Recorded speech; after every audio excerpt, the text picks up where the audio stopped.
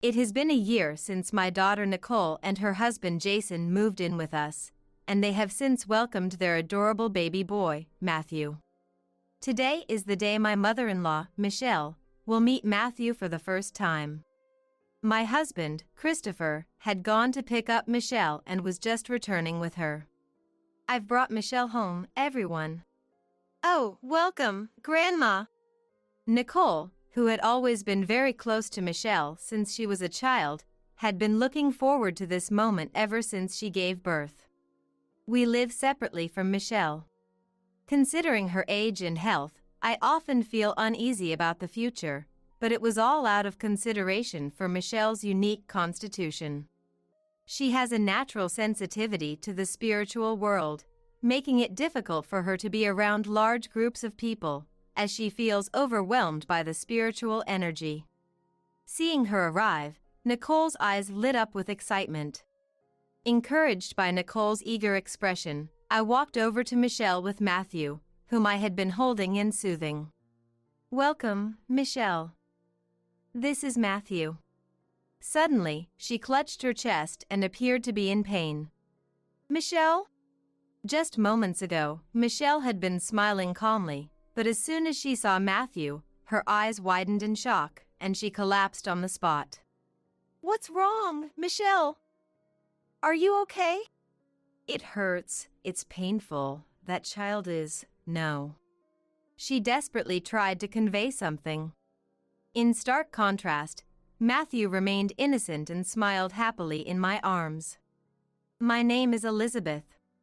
I used to work as a nursing care worker, but now I am retired and live with my husband Christopher, my daughter Nicole, and her husband Jason. Our peaceful life as a family of 4 is fulfilling, but there are a few concerns. I wish Grandma could live with us, Nicole said wistfully as she sipped her coffee. Currently, we live separately from Michelle. Michelle is 91 years old this year. Given my professional background, the idea of not being close by to support her, or what to do if something happens, constantly worries me. Yes, but I remembered the time I had suggested to her that she live with us. It's more comfortable for me to live alone and spend my days leisurely. That's her choice, and there's nothing we can do about it. Despite being 91, Michelle is incredibly energetic. Her letters often recount her mountain climbing adventures. She told me before that she loves the mountains because she feels at peace surrounded by nature's energy. Also, she seems to have a strong sensitivity to emotions, especially other people's feelings. I shared a memory with Nicole while enjoying a slightly indulgent cup of coffee. When you were still in preschool, there was a time when you went missing, remember? What? Really? Nicole exclaimed in surprise. She might not remember much since she was so young then. But at that time, Christopher and I were frantically searching for Nicole, so much so that even strangers offered to help. We called our neighbors and searched around the preschool and the neighborhood, but we couldn't find you anywhere. Christopher suggested we talk to Michelle. And then, your grandma. Over 10 years ago, Michelle was much more energetic than she is now.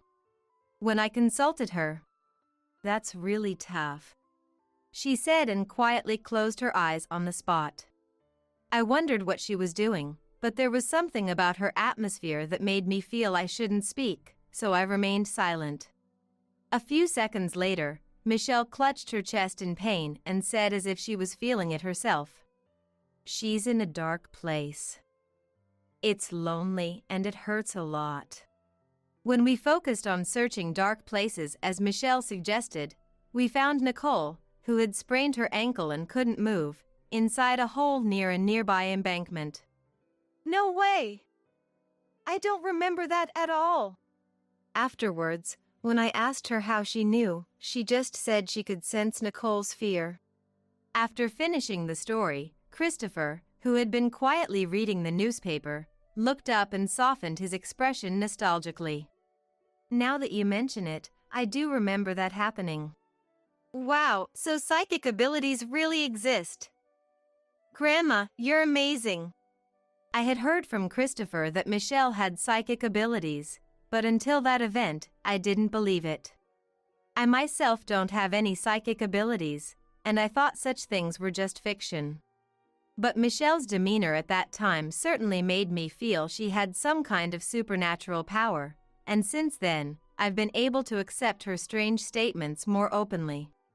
Because she is sensitive to other people's emotions, which is part of her psychic abilities, I haven't been able to strongly insist that she move in with us. If she has such sensitivities, living alone must indeed be more comfortable for her. Living with others might prevent her from relaxing and even harm her health. However, I can't say this current situation is ideal. I sighed deeply, wondering what to do. And my worries didn't end there. A year ago, after Nicole and her husband Jason got married and started living with us, our front door began getting spray painted with graffiti. It's been spray painted again. One day, when I went outside to do some weeding in the garden, I found the front door covered in noticeable graffiti. Erasing the extensive spray marks by myself was too much effort, so I decided to ask Christopher for help as usual. Christopher, I'm sorry, but could you help me clean off the graffiti? Oh, again? Just give me a moment. The frequency of the graffiti was quite high, and we still had no idea who was doing it. Our house had accumulated a set of tools for removing graffiti in a bucket. This time, it was just a random mess of paint smeared on the door, but sometimes there were clear messages of malice like "curse you" or "I won't forgive you." Who on earth could be doing this? I had asked our neighbors, but none of them had seen anyone doing the graffiti. Our house was well known for being vandalized, and sometimes when we didn't notice, neighbors walking by would knock on our door to let us know. As things stood, even if I wanted to invite Michelle to our house, it would be hard for her to relax. I've got it, let's install a security camera. I had an idea while erasing the graffiti and suggested it to Christopher. We needed to take some action to solve this. Christopher nodded at my suggestion and installed the security camera that very day. Then, after the front door was vandalized again, we checked the camera footage. The time was early morning when most people were still asleep. The footage showed a man dressed entirely in black. Is this person? Do you know? It was hard to identify the person because of the mask and hat, but it was clear that they weren't an acquaintance. However, as soon as Nicole saw this person, her face changed color. When I asked if she knew him, Nicole nodded and said, "Probably. I think it's Brian Jones, who was in college with me. Before I started dating Jason, he confessed his feelings to me. I turned him down, but he kept pestering me after that." Really? Recalling those days, Nicole began to shake her shoulders slightly. Hearing the story, Jason, with a stern look on his face, gently rubbed Nicole's back in a comforting gesture. Apparently, the graffiti culprit's love for Nicole had turned into hatred, leading him to do such things. I don't know what happened between them, but Nicole is not the kind of person to toy with someone's feelings. The sharp glint in the culprit's eyes, along with a gaze filled with madness and hatred, made me feel a chill down my spine. Christopher must have felt the same thing because he spoke in a severe tone. We should contact the police.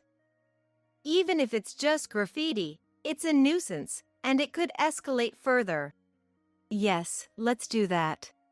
It would be too late if something happened. We had the video and several photos of the graffiti, so we had enough evidence. We decided to take this footage to the police. When we explained the situation, the police took it as a malicious act and gave the culprit a stern warning. As Nicole had predicted, the culprit was Brian, who harbored intense hatred towards Nicole and Jason. Brian's parents found out about his mischief, and he had to quit his current job and return to his hometown. After that, the graffiti incidents completely stopped, and we were finally able to feel at ease. However, the uneasy feeling inside me didn't go away. Shortly after that, Nicole's pregnancy was discovered. She had mentioned that she had no appetite despite not feeling unwell, and then we found out. I had already been informed over the phone, so I warmly welcomed Nicole when she returned from the hospital. Nicole, congratulations. Thank you, Mom. From now on, you have to be careful about many things. No vigorous exercise, no lifting heavy objects. Take it easy with work and keep a relaxed mind. I heard that from the nurse many times. Nicole seemed tired of hearing this repeatedly. But her joy was undeniable in her expression. As we talked about the future, the living room door opened. Looking up, I saw Christopher coming back from outside. If you need anything, don't hesitate to rely on us, Nicole. Christopher must have overheard our conversation from outside the room, as he spoke kindly. Standing next to him was Michelle, wearing a joyful smile. I had asked Christopher to pick up Michelle. Congratulations, Nicole. Grandma. When I shared the happy news with Michelle, she was very excited and insisted on coming over. Her enthusiastic voice over the phone had made me happy too, so I asked Christopher to bring her. Michelle grasped Nicole's hands, tears welling up in her eyes. It may be tough from now on, but I'm sure a lovely baby will be born. I'm so looking forward to it. Good things come with long life. Nicole smiled happily and nodded at Michelle's encouragement. It's wonderful to have such a cute baby, isn't it? Do you sense it with your intuition? It's not intuition. It's just a little dream of mine. When I asked this, Michelle winked at me in a playful tone. Yes, of course. Any baby would be adorable. While I was internally regretting my intrusive question, I suddenly remembered the graffiti issue. Oh, Michelle. You mentioned before that someone was doing graffiti on our property, right? Yes, I did. We found out who the culprit was, contacted the police, and there haven't been any more incidents. You don't have to worry anymore, so why don't we live together? Brian has gone back to his hometown, and the neighbors here are all kind and peaceful people. Michelle shouldn't have anything to worry about anymore. However, Michelle shook her head as if the idea was out of the question. No way. I can't imagine living with a happy family like yours. I'm fine as I am. But Michelle, your family too. I tried to persuade her, but in the end, Michelle didn't agree. After that, Nicole's belly grew smoothly, and without any major issues, she gave birth safely. The baby boy was named Matthew. He had a cute face, just like Nicole. I remembered when I gave birth to Nicole and realized that she had grown up to do the same thing I once did, which brought me to tears. Nicole seemed eager to show baby Matthew to Michelle right away, but I advised her not to overexert herself right after childbirth, so the visit was scheduled for a month later. Matthew is really cute. When I cradled him, Matthew smiled innocently. Today is the day Matthew and Michelle will meet for the first time. To help Nicole, who has returned home from the hospital, I try to be as involved in childcare as possible. Above all, the fact that I now have a grandson makes me incredibly happy. Matthew already loves you so much. I'd be delighted if that's true. Thinking that I've finally become a grandma fills me with deep emotion. While talking with Nicole and taking care of Matthew, Christopher came back with Michelle. Here they are, I've brought Mom. Welcome, Grandma.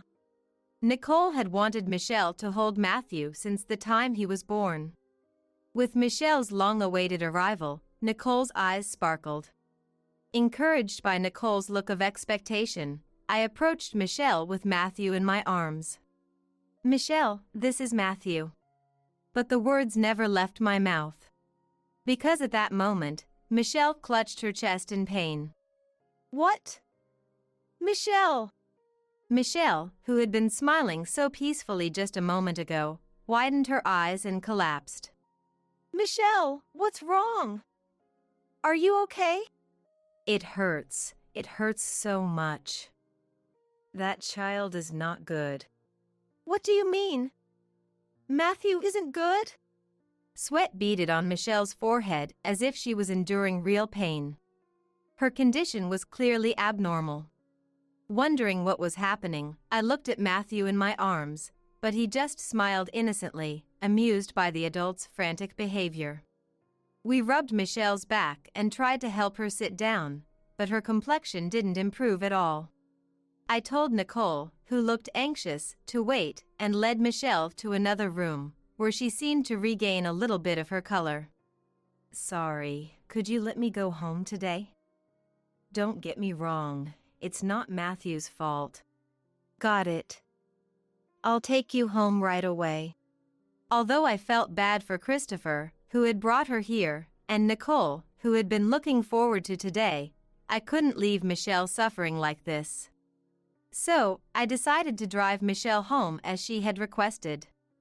Michelle, are you feeling any better? Yes, I'm much better now. I'm sorry.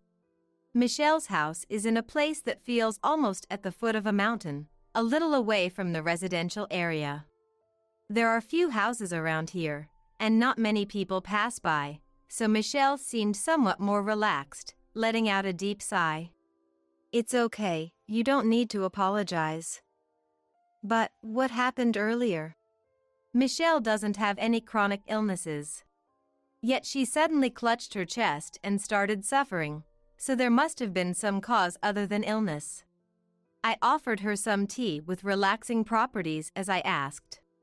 However, Michelle seemed reluctant to recall what had happened, averting her eyes and hesitating with her words. You know, when I looked at Matthew, I felt a very terrifying sensation. A terrifying sensation? Her expression was pained, and I had a really bad feeling.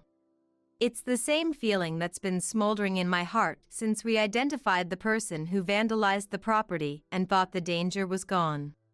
The terrifying sensation Michelle mentioned must be due to her sensitivity to such things. If her sensitivity reacted the moment she saw Matthew. I suppressed my growing anxiety and called Christopher immediately. Hello, Christopher. Could you and Jason look around near the house? What's going on? He probably had been reading the newspaper. Christopher sounded surprised at my sudden request. I have a feeling there might be someone suspicious around. I have a really bad feeling about this. Understood, we'll do that. Christopher, having grown up with Michelle's sensitivity, understood even better than I did. He seemed to sense what I was implying, so he quickly called Jason, told Nicole not to leave the house, and stepped outside. I heard the sound of the front door opening over the phone, and my heart began to pound more furiously. I'll call you if anything comes up on this end, Christopher said, intending to hang up.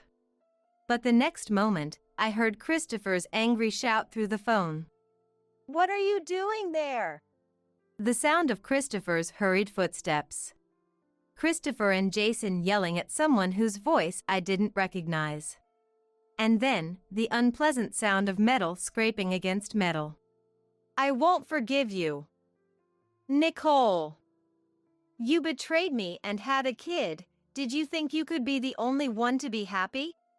Through the phone, I clearly heard Brian's voice, not the usual calm Christopher, but filled with hatred. Christopher, what's happening? What's going on? Christopher? I clung desperately to the phone, but the noise made it impossible to grasp the situation.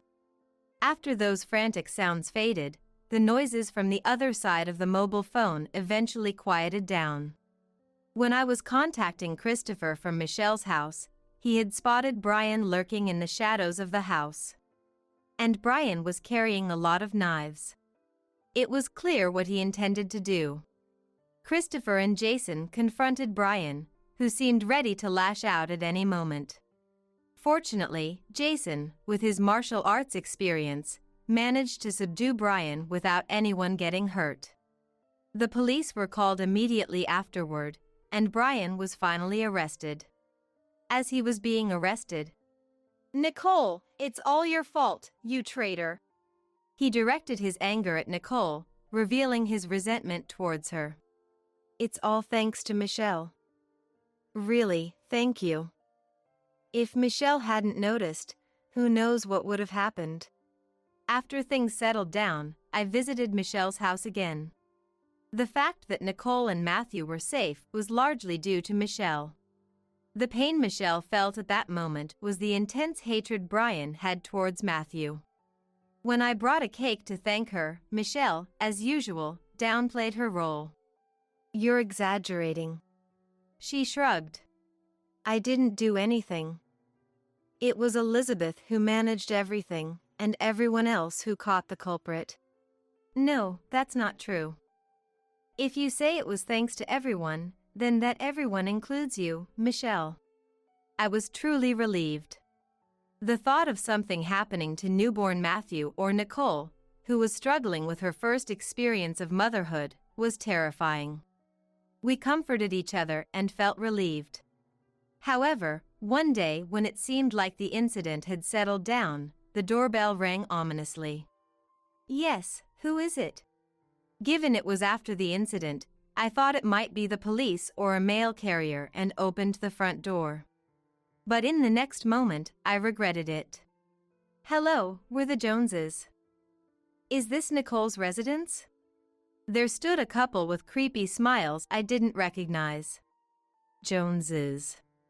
We're deeply sorry for the trouble our son caused. Why were Brian's parents at our house? How did they even know our address when we're not acquainted? A bad feeling from that day ran down my spine. We came to apologize directly to Nicole and Matthew. Could we please come in? What were these people saying?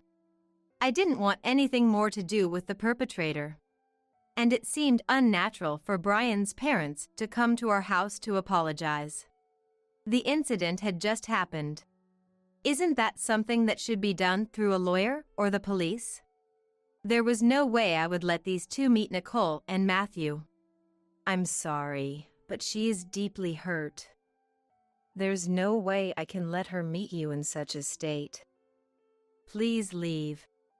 Please, we just want to apologize. Brian's mom leaned in, putting her hand on the door I was trying to close. Her persistent calm smile made me feel even more terrified. No, thank you. Your apologies mean nothing. If you truly care about Nicole, then please never get involved with her again. When I said this in a stern tone, Brian's mom's eyes widened in surprise. Then, suddenly, she raised her voice so loudly that it could be heard by the neighbors. What? I knew I wasn't wrong. It's horrifying to think that my sweet Brian might have married such a rude person's daughter. To reject Brian, there must be something wrong with Nicole. She must have been toying with Brian. Excuse me. I felt a strange chill run down my spine as I noticed the drastic change in his behavior, so I closed the door and locked it again. If they cause any more trouble, I'll call the police. Thinking that, I gripped my mobile phone tightly, feeling a cold sweat trickle down my back. Brian's parents continued to stand stubbornly in front of our door, but after a while, they seemed to give up and quietly left. I sat down on the floor, relieved. Even though the culprit was caught, it might still be too early to feel completely safe. I decided to share this with my family. Actually, Brian's parents came by today. What? During dinner, when everyone was gathered, I spoke in a tense tone. Nicole's face turned pale with anxiety, and Christopher and Jason furrowed their brows. They insisted on apologizing to Nicole and Matthew directly and asked to be let in, but I told them to leave. That's unbelievable. There was no sign that Brian's parents genuinely wanted to apologize. I just couldn't understand what they were thinking. They were simply eerie. Then, trying to lighten the dark mood, Christopher said firmly, "Let's move. It's not good that they know our address." I think so too. Although this place was very comfortable to live in, the fact that Brian and his parents knew our address was a constant source of anxiety. Even if everything is okay now, there's no guarantee it will stay that way in the future. Elizabeth, you've been worried about Michelle too, right? What does that mean? It was as if Christopher understood everything I had been concerned about as he winked at me. In this way, he might be quite similar to Michelle. Michelle, why don't you come live with us? After successfully moving, I came to visit Michelle's house again. This house was very quiet, suitable for spending the rest of one's life alone, but it felt a bit too lonely for me. The new place is surrounded by nature, and I'm sure you'll like it, Michelle. And besides, through this incident, I realized something. Until now, I had thought that I needed to support Michelle unilaterally. Somewhere in my heart, I saw her as someone to take care of. But that's not all. No matter the differences in our positions, our family can continue to help each other. It's more fun to be together as a family. Nicole and Matthew feel secure when you're around, Michelle. Relying on Michelle. That was my true feeling. When I said this with a serious expression, Michelle gave a gentle smile as if she understood everything. Elizabeth, you're so stubborn. So are you, aren't you? Maybe so. It somehow became amusing, and we laughed together. Being similar, we would surely get along well in the future too. That's right. Taking care of Matthew might not be so bad after all. Thus, the series of events came to an end, and Michelle began living with us in the new house.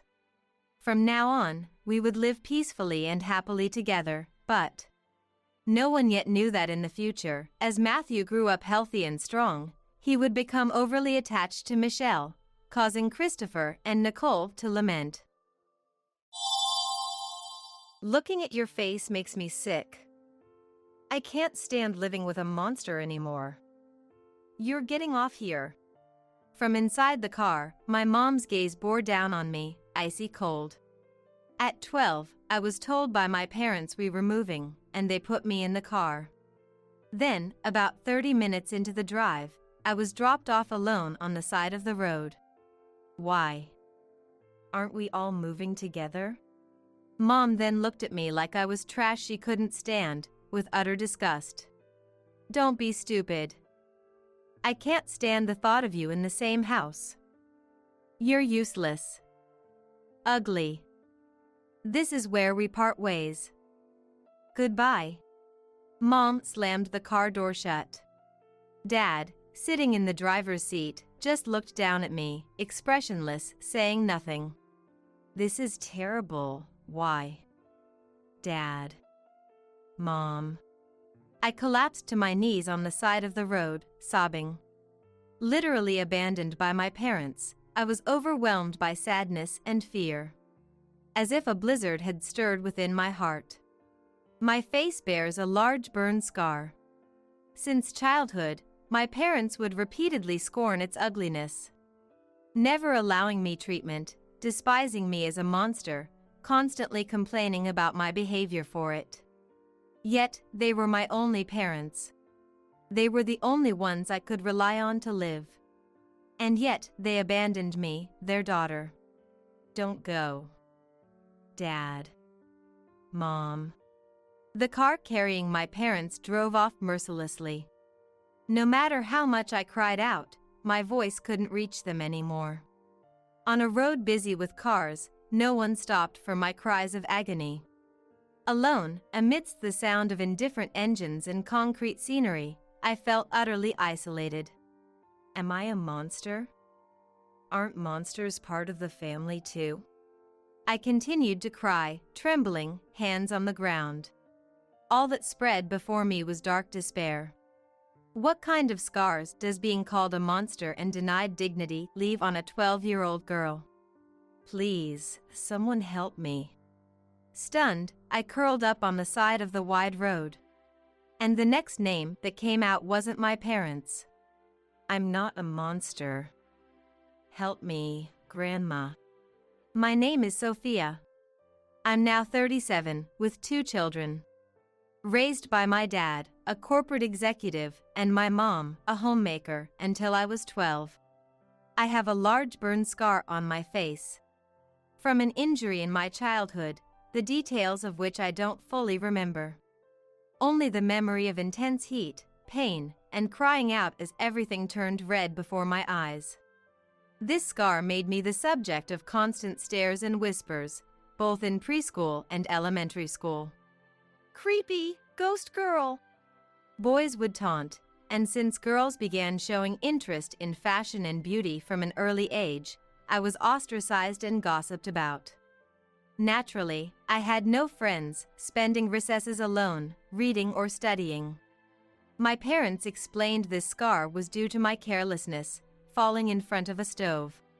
You've always been so careless. It's embarrassing for a girl to have such a monstrous face like yours, Mom would say when discussing the burn. Indeed, looking in the mirror, the red and black mottled skin looked painful. Thinking I could never enjoy fashion or makeup like other girls made me feel gloomy. But being continually rejected by my parents hurt much more than any self-deprecation. That's why you've grown up to be so gloomy, without a single friend. Remember the sports meet? You couldn't participate because no one wanted you on their team. No one wants to be friends with someone with your personality. Just like Mom, instead of encouraging me, she added insult to injury as I grappled with hurt and isolation. I was made to wear the same clothes until they were tattered, and every time I outgrew them, she would click her tongue in disapproval. Meals consisted of leftovers from Dad and Mom or expired deli items, carelessly placed on the floor, and I never ate with the family. Yet, Mom would often claim she was taking care of me. My dad was often absent due to his busy job, and when he was home, his demeanor was no different from Mom's. Your face is truly disgusting. With a face like that, you'll never get married. Because of this, they never protected me. Being constantly rejected by my parents made me believe I was worthless. Ugly in appearance, dark in personality, and ignored by everyone. I felt I had no place at home or at school. Maybe there was no point in living at all. Broken-hearted, I shut myself in my room and immersed myself deeper into my books. The books I read were always borrowed from the school library, ranging from children's literature to biographies of great people, histories of various countries, and even books on unusual sciences. I had plenty of time to myself. Dad was an executive at his company, and he and Mom, being close, often went on trips together, funded by their ample wealth. Being disliked by my parents, I was never taken along, always left to house sit. During these times, I was usually left with Dad's grandma. Staying at Grandma's house felt much more comfortable than being at my own. She was the president of a health food company and lived in a spacious single-family home. She never spoke ill of my burn scars and treated me with respect as an individual. There was also a live-in housekeeper named Emily, who was always kind to me and played with me. When I talked about the books I had recently read, Emily would listen intently without showing any annoyance. If there was something difficult in the books, Grandma and Emily would explain it to me carefully, or sometimes we would research it together. They often helped me with my studies too. Sophia, are you reading such difficult books already? That's amazing. Sophia, you're really smart. Being intelligent is important in life. Let's continue to develop that. I had no place at home or school, but both Grandma and Emily always affirmed me. I only felt less alone when I was left at their house. However, I couldn't stay there forever. When my parents' trip was over, Mom would come to pick me up. Those moments were a bit scary for me. In front of Grandma, Mom would hide her true nature and thank her in a voice higher than usual. "I'm really sorry for always imposing. I don't know how to thank you enough for taking care of such a child for us." "Thank you, truly." After being sent off by Grandma and others, Mom's demeanor would change as soon as we were alone. Her face, previously plastered with a forced smile, would quickly turn to disdain towards me.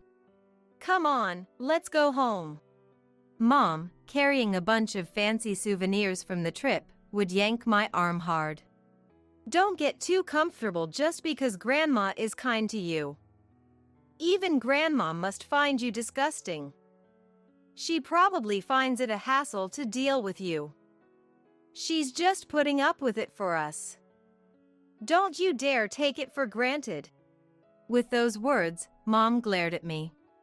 By the time I was dragged out the door, Grandma and Emily could no longer see what was happening. I was roughly pulled along and put back in the car to go home. Back home, the cycle of constant rejection resumed. I didn't have the courage to run away as a primary school student, so I endured everything except for the times I was left at Grandma's house. Then I turned 12 and reached 6th grade. Life didn't change. In fact, it got worse as the girls in my class became more aware of beauty standards. With my burn scars, I was even more ostracized and isolated than before. The harassment from the girls increased, with them saying mean things loudly enough for me to hear or hiding my belongings. Then one day, my parents suddenly announced we were moving. And it seemed the move was scheduled quite soon, as they immediately instructed me to start packing. I had few belongings, my clothes were minimal, and I read books borrowed from the school library, so my packed items barely filled one cardboard box. And then came the day of departure. A few days ago, snow had fallen, cooling down the entire town. I was in the car, heading to our new home with my parents. At that point, I hadn't been told where we were moving to. With various anxieties in my heart, I was swayed by the car. Then, about 10 minutes down the road, the car suddenly stopped and the door opened. "You're getting off here," said my mom with an icy tone, sitting next to me. "Wait, just me?" I asked, taken aback. Sighing heavily, she then looked at me with disdain, as if I were mere trash. Among the parents of my classmates, my mom was known for her beauty and elegance. Despite the day's moving chaos, she was dressed in a floral dress, her makeup impeccable, and her long hair styled meticulously. The transformation of her lips, adorned in red lipstick, into a sneer of disgust was oddly terrifying to me as a child. "How do you not understand? You're the only one getting out here. We're not taking you with us to the new place. You're kidding me," I whispered in despair. Ignoring my protests, my mom pushed forcefully on my back, urging me out of the car. "I can't stand living with a monster like you anymore. You're useless and ugly. This is where we say goodbye, then." Her gaze from inside the car was as cold as ice. She then unilaterally slammed the car door shut. Sitting in the driver's seat, my dad looked down on me with a blank expression, silent. "How could you do this? Please don't go. Dad. Mom." I sobbed, collapsing to my knees on the road. Literally abandoned by my parents, the world in front of me turned pitch black, filled with sorrow and fear. The winter road felt cold, adding to the anxiety in my heart. Inside, a cold blizzard raged. Yet, the car carrying my parents mercilessly drove away. No matter how much I screamed after it, my voice could no longer reach. No one stopped for my cries of agony. I was utterly alone. Am I a monster? Aren't monsters part of a family? Kneeling on the ground, I continued to cry, shivering. Before me, only a vast expanse of utter despair spread out. How much of a scar does being called a monster and denied dignity leave on a 12-year-old girl? I'm not a monster. Please, somebody help me, Grandma. The name that came out was no longer that of my parents. Slowly standing up, my vision blurred by tears, I turned around. There stood the grand gate to my grandmother's house. That's right, my parents had abandoned me at my grandmother's doorstep. The moment I resolved to seek her help, the gate opened with a creak. Thought I heard a car and a girl's voice. Sophia, what in the world happened? Seeing my tear-streaked face, Grandma exclaimed in surprise. Tears fell from my eyes once again at the sight of her. These weren't tears of shock or despair. Seeing Grandma's face allowed me to cry in relief. Her wise and kind face melted the ice that had formed around my heart. I ran to Grandma and hugged her tightly. Grandma, I've been abandoned by Dad and Mom. They said they couldn't stand living with a monster anymore. That monsters aren't part of the family. I don't know what to do. I continued to cry in Grandma's arms. As I calmed down, still embracing me, Grandma said in a gentle voice, "What a thing to happen. You've had it tough, haven't you? It must have been lonely and scary, but you're safe now. It's good that they dropped you off here. I'll take care of you with all my love." I nodded, crying. "It's cold out here, let's go inside," she said, leading me into the house. The large house had many rooms, but I was always taken to the one Grandma used as a dining room.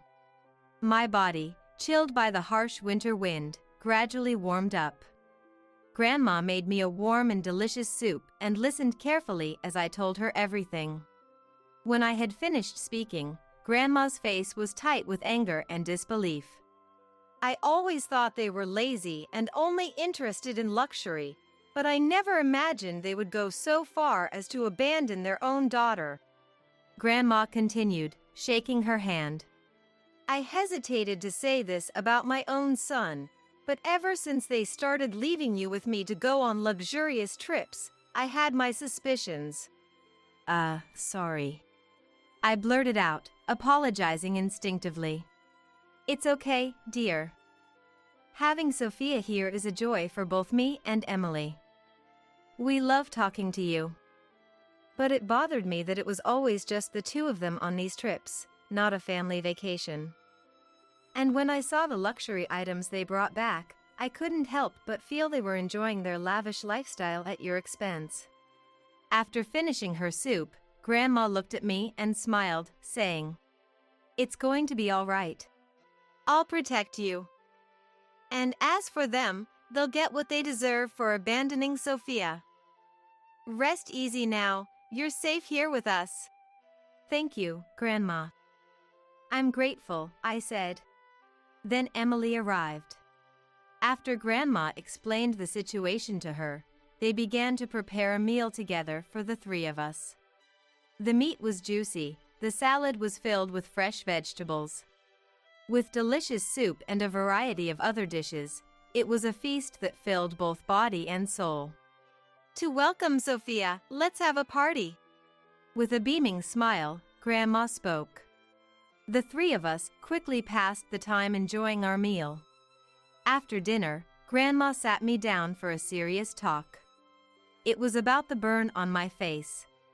I had been told by my mom that it was my fault for being careless and bumping into the stove when I was little. However, the truth Grandma told was completely different.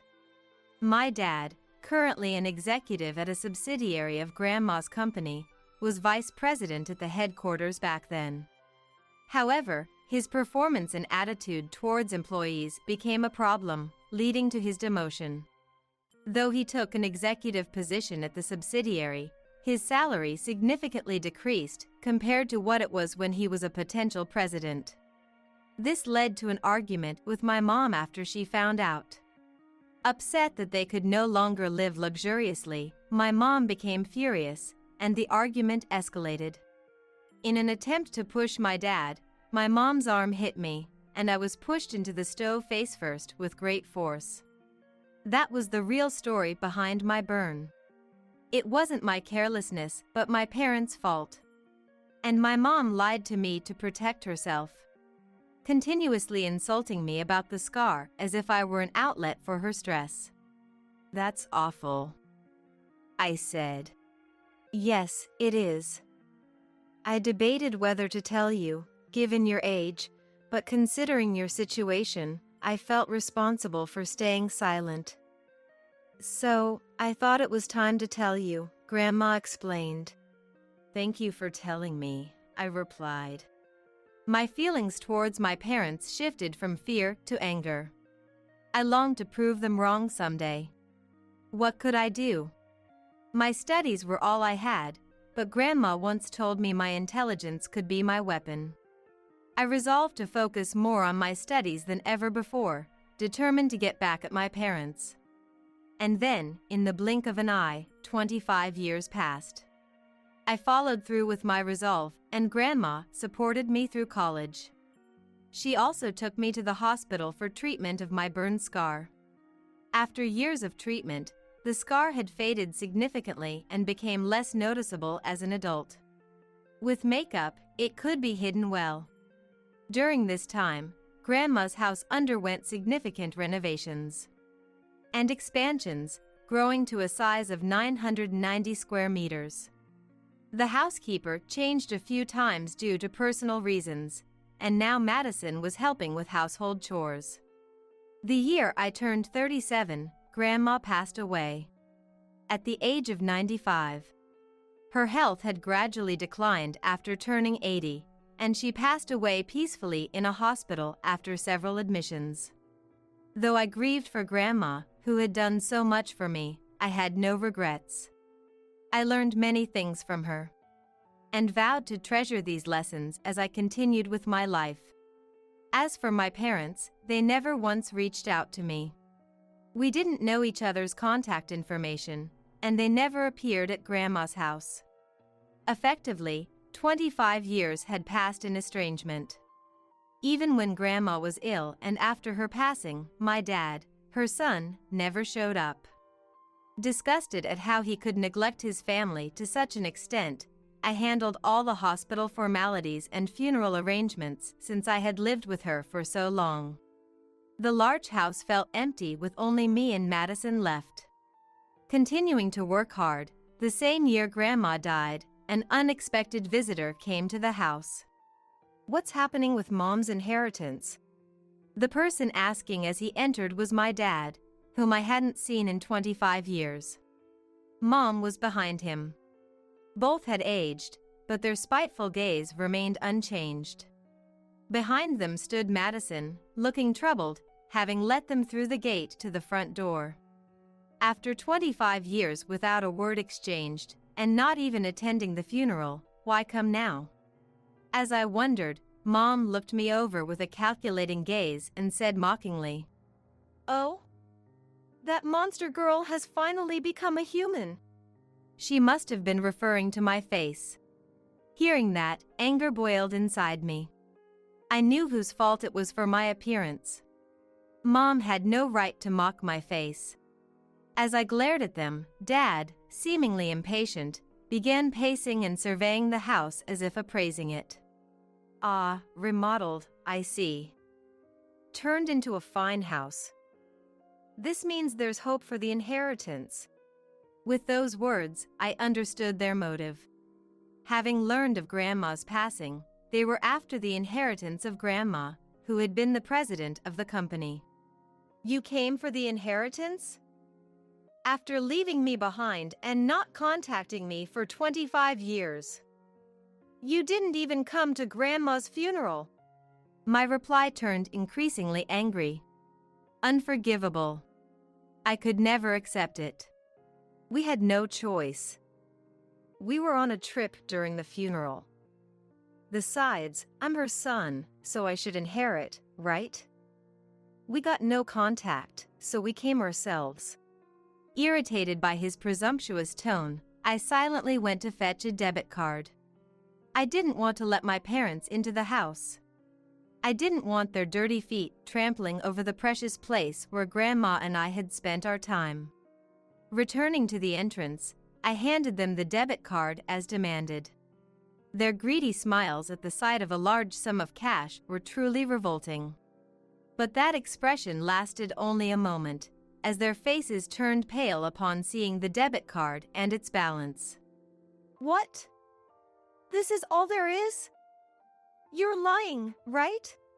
Dad raised his voice, expressing his displeasure. It's not a lie. This is all of Grandma's savings. You know Mom was the president of the company. It's impossible for someone like her to have only this much saved. There must be another bank account hidden. Hurry up and hand it over. Dad stormed into the house, ignoring my attempts to stop him. He quickly found the cabinet where valuables were stored and began searching through drawers for other debit cards. There's nothing. No other debit cards anywhere. I told you there's none. If you understand, then stop rummaging through the house. Grandma had consolidated her bank accounts into one, so there really were no hidden accounts. No matter how much they searched, they wouldn't find anything else. Dad clicked his tongue loudly, and Mom hysterically raised her voice. What's the point then? We came all this way because they say you have to claim your inheritance within a year. That's right. Even if there's no cash, we have this house. It's huge, so this house is ours now, right? Dad looked at me with a smug grin, as if he had come up with a brilliant idea. Sorry, but that's not possible. When I turned 18, Grandma changed the house's title to my name. The remodeling was done then, too. It's been over 10 years, so it can't be considered for the compulsory portion of the inheritance. Hearing this, Dad's face turned beet red. Mom, equally infuriated, screamed with her eyes bulging. What is this? What's going on? Why does it belong to you? A monster shouldn't be receiving anything. Mom's shrieking figure somehow looked pitiful to me now. Amidst the swirl of old frustrations and anger, I felt a chill at the core of my head. Taking a breath, I calmly told Mom, I've always wanted to say this, but I am not a monster. I'm a human being. There's no reason for Mom and Dad, who only think about their luxuries, to insult me. I also know from Grandma why I bumped into the stove. At that moment, Mom, eyes wide, lunged at me. Shut up! Shut up! Shut up! How dare you speak like that? Mom grabbed me by the collar, startling me momentarily. It's your fault for being there in the first place. That's why you're worthless. That's why you're a monster. There's nothing wrong with that. She hurled every insult she could think of at me, shaking my collar repeatedly. After a struggle, with Madison's help, I managed to break free from her grasp. From a distance, Dad's voice could be heard. But there must be other assets, right? Like jewelry, valuable dishes, and such. Saying this, Dad began rummaging through another cabinet. Mom glanced at me menacingly for a moment before following Dad. Then, they ravaged Grandma's meticulously kept rooms out of greed. The living room, guest room, kitchen, everything was disrupted. Drawers were pulled out violently, and items scattered on the floor and tables were knocked over. The sight of Grandma's beautiful home being destroyed was too much, and I screamed out. Stop! Don't touch that! Shut up! It's none of your business. Mom snapped, searching through a closet. Dad barged into another room, continuing the chaos. Please stop! I'm calling the police! I pleaded. Go ahead and call. Dad taunted, so I, without hesitation, called the police with Madison's help. Given my known profession, the responding officers arrived quickly upon hearing of the intrusion. Two sturdy policemen soon subdued Dad and Mom. Stop! I'm the son of this house. We just asked our daughter to let us in for a bit. They tried to excuse themselves while attempting to escape, but they were no match for the strong officers and were dragged outside. After the storm passed, I collapsed in the hallway. Madison apologized for letting them in, but I reassured her it wasn't her fault. After catching my breath, I began cleaning up the mess they made. When I turned 18, Grandma, hoping for my future, transferred the house and all her assets to me as a living gift. Noticing my intellect, she saw potential for me to take over the company as an entrepreneur. Already advanced in age, Grandma thought about having me take over the company in the future. At the same time, she wanted to sever ties with Dad and Mom, who abandoned me and, despite being executives, did not do their jobs properly and seemed intent on ruining the company. Thus, she had been preparing little by little so that most of her estate would pass to me after her death. Grandma taught me not only school subjects but also about arts, world cultures, knowledge of economics, the demeanor of a professional, and how to behave as a business owner. To me, this knowledge was more valuable than any house or money. She always taught me this. Money is very important, but people are even more so. Money is necessary for the world and the company. But the people who work for the company and the customers are even more important. Those who don't value people will never find happiness. Grandma repeated these teachings, and they were firmly engraved in my heart. And as promised, I took over her company. Now, I am the president of the company. Afterward, Dad and Mom contacted the house several times, inquiring about life insurance or the cash they thought should have been passed on to me, but their wishes were never fulfilled. Most of Grandma's estate had been used up for my tuition and the house renovations, and she had also made me the beneficiary of her life insurance. Thanks to the excellent lawyer and accountant she had introduced to me, who had served her for many years, Dad and Mom were always out-argued and had to back down. A few months later, it was decided that the subsidiary where Dad worked as an executive would be absorbed by the headquarters. The ongoing suspicions about performance reached a limit, making it difficult to continue operating as a subsidiary. Consequently, Dad's dismissal was decided. Not only had he failed to perform his duties and contributed to poor performance, but it was also discovered he had been embezzling company funds. This became a widespread issue, and it would be more accurate to say he was fired for misconduct.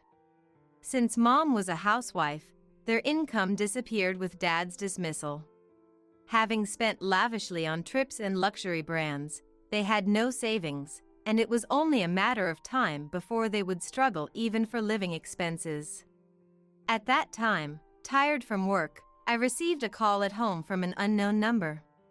Being the president of a company, it wasn't unusual to receive calls from unregistered numbers, so I answered without hesitation. "Hey, Sophia. It's me, your mom." The voice that came through was Mom's, who had hurled abuse at me for so long. I didn't want to hear that voice again and was about to hang up, but I stayed silent, waiting for her to continue. "How could you get Dad fired? I don't work, and I can't live like this. Are you going to take responsibility? We'll come to your house. You'll take care of us, right?" Hearing her move forward with such a convenient story, I was astounded. After all the disdain and the recent ransacking of the house, to now live together and expect support was beyond audacious. I cut her off immediately. "Wait, what are you talking about? That's not possible." Mom quickly soured. "What do you mean? I'm your parent. It's a child's duty to help when their parents are struggling. You're the president of a company, you're not short on money." I stood firm against such selfish reasoning. I have no obligation to live with people who have badmouthed and abandoned me. I haven't forgotten what you've done. You're not my parents in any sense. After saying that, I ended the call and immediately blocked Mom's number. I was deeply dismayed and spent some time lost in thought. I remembered Mom's glamorous dresses and the fancy bags she brought back from trips. She had always lived according to her desires. I won't help now. Hoping nothing strange happens again, I fell asleep with a prayer. However, my prayer went unanswered. A few days later, my parents showed up at the house again. Unfortunately, it was Madison's day off, so there was no one to send them away. Since I responded to the doorbell, pretending not to be home wasn't an option. I had no choice but to go out. How cruel of you to refuse to live with us, Mom said, distorting her face and spewing venom as soon as she saw me. Next to her, Dad, glaring at me, said roughly, "If we can't live here, then give us money. As a CEO who fired me, you must be earning well. Just give us $10,000 a month, starting with $10,000 right now." I felt dizzy from their audacity. I erased all expressions from my face and shook my head quietly. "I've said this before, but I have no obligation to give you anything. I don't even consider you as my parents, so please leave." As I tried to close the gate, Dad forcefully held it open. "Don't be stupid. We're telling you we can't live without money. $10,000 is just pocket change for you, right? I don't have such pocket change. Every amount of money must be valued. That's what Grandma taught me." Unlike my parents, who would spend as much as they earned, she taught me the value of money. Giving them money would not lead to prudent living on their part. Then, Mom started making a scene. "What's the point of bringing up someone who's already dead? Just give us the money. We won't move from here until you do." With that, they crossed their arms and sat down right there. Having them squat there was a nuisance not only to me but to the neighbors as well. I quickly took out my mobile phone from my pocket and called the police. Just like before, the officers arrived quickly and detained my parents. This time, I asked for a restraining order against them. They were still ranting as they were taken away by the police, but now, it was truly none of my concern. I just wished they would find work and live on their own. They had to sell off most of their accumulated luxury goods and cars, living in a cheap, old apartment with the money from those sales. It seems both of them had accumulated debts from their spending habits. They had been counting on Grandma's inheritance, which they believed they would receive. Living in poverty with about $40,000 in debt each became their new reality. Mom, who had thrown a fit when Dad was demoted, couldn't stand the now unemployed and poor Dad, planning to divorce him because she had no use for a man without money. However, realizing she would still have to pay off her own debts even after divorce, Mom, who had been a housewife, withdrew the divorce and started working part-time, all the while looking down on Dad. The relationship that once seemed close enough for frequent trips together broke down, and their life together turned hostile. Every day, Mom would taunt the penniless Dad, leading to fruitless arguments, making them the neighborhood nuisances. A contact living near their apartment informed me that their spending habits hadn't changed. They spent their meager earnings from low-wage jobs on luxury goods and expensive meals, eventually being chased down by debt collectors. Recognized as problematic by the apartment manager, they fled as if running away. And their whereabouts after that are unknown to anyone. Dad and Mom, who had denied and abandoned their own daughter, were eventually forsaken by money and the world. As for me, continuing as president of the company Grandma left me, my business acumen is highly regarded by clients and employees alike. As a result, I've expanded the company by establishing subsidiaries nationwide, choosing competent personnel as presidents for each, and the company continues to grow. Money is very important, but people are even more so. I continue to uphold Grandma's teaching as my principle. Additionally, based on my own experiences, I started supporting activities for people struggling with burns, fire accidents, or injuries. Many company employees voluntarily supported the initiative, and as the activities spread through our website, the organization's operations have become busier. Though I didn't expect any personal relationships due to my busy work, I became personally involved with a male executive assistant who supported me during a busy period of business expansion, leading to a relationship. A few years later, we married and were blessed with 2 children. My precious children are treasures just by being there. I'm committed to raising them with love, ensuring they never suffer physical or emotional harm. Money is very important. But people are even more important. Surrounded by the company's employees, business partners, my husband, and our lovely children, I will live my life happily, never forgetting my gratitude and affection for these important people.